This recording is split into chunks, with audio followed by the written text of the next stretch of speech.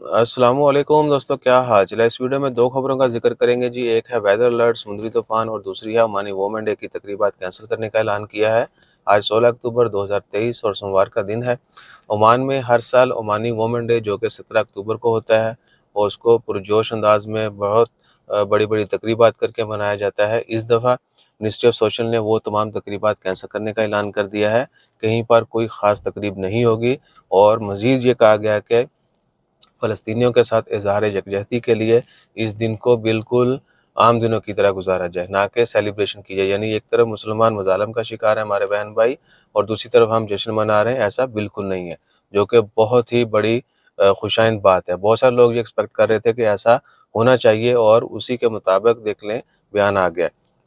तो ये दिन भी बिल्कुल सादगी से मनाया जाएगा। और कुछ लोगों ने ये भी कमेंट किए थे, मैसेज किए थे कि क्या ओमान में जो होता है नेशनल डे वो होगा या नहीं होगा।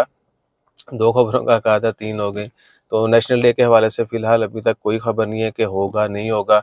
जो बाकी तकरीबात होती हैं नेशनल डे के हवाले से या जो फेस्टिवल वगैरह होते हैं वो आने वाले दिनों में पता चल जाएगा। हमारी ख्वाहिश यही है कि जब तक मामला ठीक नहीं होते, हमारे बहन भाई जब तक मुश्किल का शिकार हैं, हमें भी खुशियाँ मनाने से जश्न भंगड़े से गुरेज़ करना चाहिए। क्योंकि अगर हम उनके साथ खड़े नहीं हो सकते तो एटलीस्ट उनके गम में तो शरीक हो सकते हैं। अपनी खुशियाँ जो हैं उनको उनके लिए निछावर कर दें।